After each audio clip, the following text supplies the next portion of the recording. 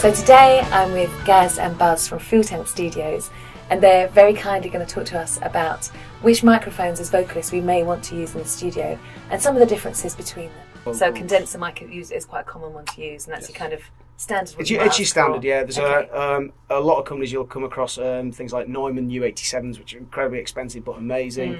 It's a large diaphragm condenser, and then moving down the SE microphones, which represent really good value. Which look quite like Neumanns. I mean, they don't look the same. Yeah, I love the gear. I think it's really, really good, and especially it's quite cost effective as well. It's quite good to buy. You've got your other categories of microphones, dynamics, which people will commonly see on stage and probably have used a Shure 58. So why would you use dynamic on stage and not necessarily on in the studio? The sensitivity issue. You don't need something that sensitive that's going to pick up so much of the sort of spill from the stage. You need something which is much more directional. This is a hypercardioid sort of microphone, especially the beta version, where it will just pick up things very much within this region. Which is great if you're standing in a line of BVs or something, you just want yours to go straight in. Or and sometimes drummers using vocals will use something like a 57 or something like this, just because it won't pick up as much of the drums as another mic would. Not so good in the studio for the lack of clarity compared to the condenser. There's not enough real top end to get the clarity and the S's and the T's. Basically, from a vocalist. Having said that, certain people have used these to good effect. Apparently, Bono will use a 58 on all the albums. If that's what you feel good running around using, and that's what's going to give the best performance, which is the most important thing to capture, then use that microphone. Yeah, I mean, ultimately it's the right microphone for the right singer and the right song. And what about this lovely fella? This lovely little thing. We've got quite a few ribbon microphones here as well. It isn't a particularly expensive one, actually, but you can mod these quite nicely and change the characteristics of them. They have a lot of top-end roll-off. Basically, they're not as bright, anywhere near as bright as these, and they have to be driven within an inch of their life.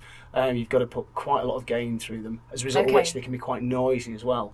So maybe. So if you're going for something a little bit distorted or rough around edges, not necessarily. I've used this to good effect with female vocals, where it's actually where the actual sort of tone of that person's voice doesn't really suit having so much clarity in it, and it needs to sound a little bit more, perhaps vintage or old school. The first things that were ever used really were these ribbon microphones, which is a really. You can see it looks quite old-fashioned. It does. It isn't. I mean, it's probably not that old actually, but we do have some like 60s ribbons as well, which sound great on guitar cabs. That one's not great on vocals, but they're sensitive in a different way. If you blow too hard on them, you will break them. And if you put phantom power down them, you will break them. If you drop them, you will break them. But looking at it's fine.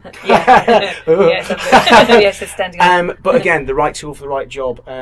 A ribbon mic can sound fantastic on the right vocal in the right setting. So basically, a good thing to do is to try out a few mics when you're in the studio, especially if you're quite new to the process, to see what suits your voice and what suits the song. Yeah, I mean, once you've done that a few times and you know what you're actually singing for, you might be able to suggest and save a bit of time by getting that particular microphone in the first place. And having the engineer know, oh, this works really well on my vocal. That's something you learn as you're going along. Absolutely, and they will know that as well after a few takes. Great. And there's nothing to say that you couldn't use different mics for different songs either. You know, if you've got a 60s or even a 50s sort of rock and roll band, you'd probably use ribbons on the something old school. That's what we did.